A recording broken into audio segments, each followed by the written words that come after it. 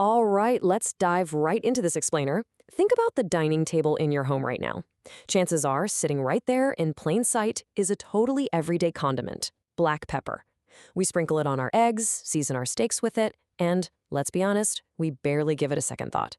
But today, we're going to unpack how this incredibly mundane spice actually laid the complex and, frankly, bloody foundation for the modern global economy. Historically, black pepper wasn't just a flavor enhancer, it was literally called black gold. It was a resource so incredibly powerful that it divided humanity, sparked centuries of warfare, and completely defined global superpowers. To really grasp the sheer gravity of this spice, we have to drop right into a massive crisis in the year 408 AD. Picture this. The mighty Roman Empire is facing its biggest threat in 7 centuries. The Visigoths, which was a Germanic tribe led by their fierce king Alaric I, had marched right on Rome and completely besieged the city. They took control of the Tiber River, which was the absolute lifeblood for the city's food supply. Facing total starvation, the Roman Senate desperately sent diplomats to negotiate, and the price Alaric demanded for the freedom of Rome, it's absolutely staggering. Okay, so the first 3 items on Alaric's ransom demand make perfect sense for an ancient conquering army, right? 5,000 pounds of literal gold, 30,000 pounds of silver, and 4,000 highly prized silk tunics. Sure. But then, right there at the bottom, listed alongside precious metals and luxury textiles, is 3,000 pounds of black pepper. In the eyes of ancient warriors, this spice was so unbelievably valuable that it was perfectly acceptable currency to ransom one of the greatest cities on earth. And get this. It actually worked. The ransom was paid, and the Visigoths withdrew. Section 2. Value like black gold, the ultimate condiment. So why was pepper worth a king's ransom? Well, it wasn't just rarity. It was a full-blown cultural obsession. The sheer scale of demand was off the charts. Look at this. Out of all the recipes recorded in a prominent ancient Roman cookbook, an astonishing 468 of them. That is literally 75% of the entire culinary record, specifically called for pepper. This tells us pepper was way more than just a seasoning. It was a profound symbol of social status. If you were a wealthy Roman, serving heavily peppered dishes to your guests was exactly how you flexed your political power and your immense wealth. And that insane value only compounded as we moved out of antiquity and into the Middle Ages in Europe. The historical record shows that a tiny pouch of black pepper held the exact same purchasing power as an entire living, breathing farm animal. No joke, you could trade a small baggie of this spice for a whole sheep. It was a physical, tradable commodity, just like silver or gold coins. Now, the crucial point to take away here is this completely insane profit margin, 600 times. By the time we hit the 16th and 17th centuries, the demand in Europe had reached such a fever pitch that pepper was being sold for 600 times its original purchase price back in India. 600!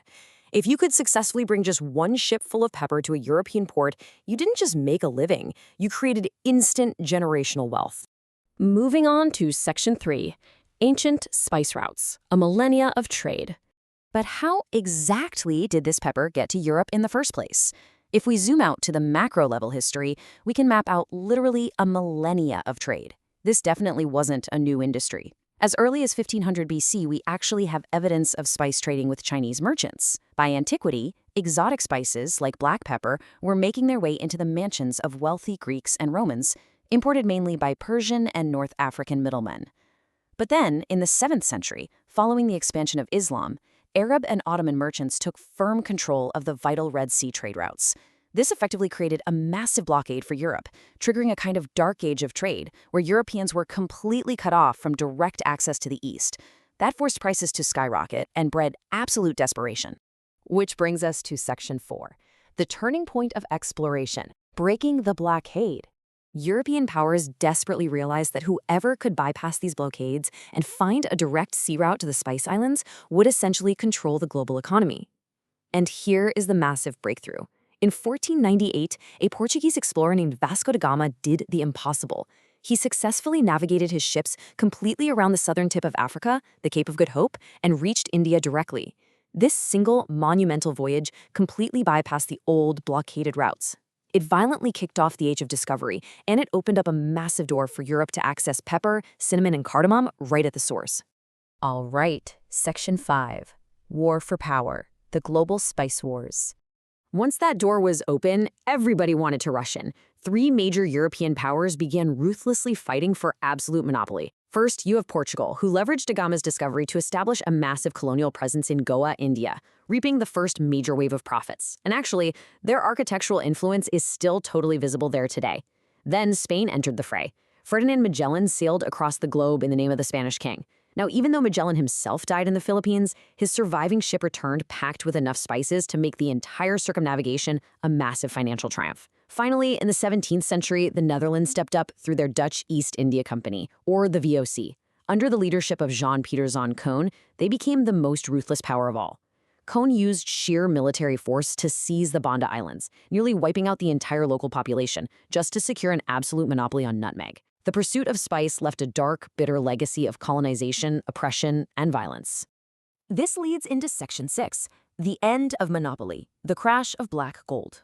So, by the 18th and 19th centuries, the centuries-long wars over spices finally began to cool down, and the centralized power of these European trade monopolies completely crashed. Essentially, three main historical shifts broke the monopolies. First up, consumer demand simply shifted.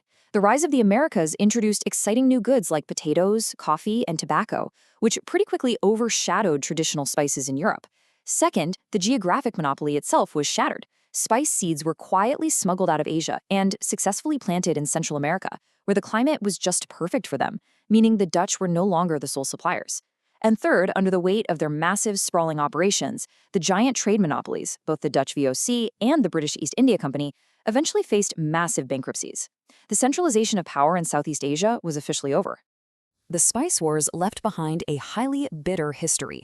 Sure, it paved the way for modern globalized economics and connected cultures across oceans, but it was absolutely built on a foundation of intense conflict.